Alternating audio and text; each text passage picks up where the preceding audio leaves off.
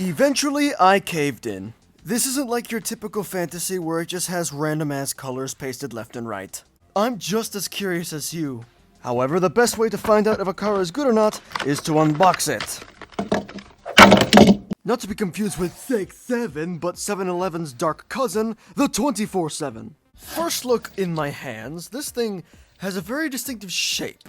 And it's also covered from back to front with decals and 90s vinyls. PR5 rims are Hot Wheels' most common and iconic rims, found on various cars. Throwing into the mix, this one's got it too. As for overall style, I believe you and I know exactly where this is going, so I'll cut to the chase. I pointed this out, and I'm sure others will too, but this looks exactly like a Mazda RX-7. When set next to each other, the details start to stand out. No matter what angle you put them at, their silhouettes line up and their shapes seem to match. I noticed this little divot on the roof and rear windshield of the car.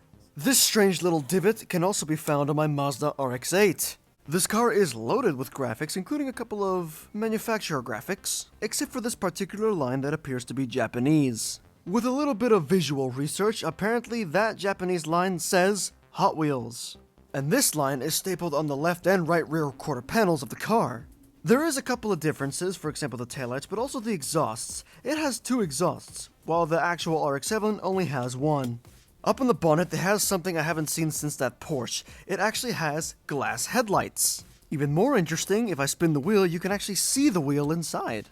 Something you may have already noticed is the actual size of the splitter this thing has, which also shows how low this car sits to the ground. I'd like to imagine if you set this car up amongst other JDM cars, you would have to do a double take thinking you saw what you thought you saw.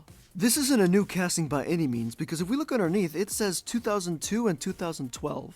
Looking up older castings of this car, and it does show that this thing has been around for that long. So I'm assuming they just updated the casting with better materials in 2012. For a fantasy car, this doesn't look half bad. Some people might be fooled into thinking this is actually an FD. Even if you got keen eyes, I still say you should pick one up. So what's my opinion about this car? Well, according to someone who watches Demon Slayer and Tokyo Drift, a bit too much, I think this is actually quite stylish for what it is. Like I said countless times, it just looks like an RX-7. The familiar shape, the long nose, the rear, you name it. It looks like somebody installed a body kit on this thing, which in my personal opinion, lifts the aesthetics even more.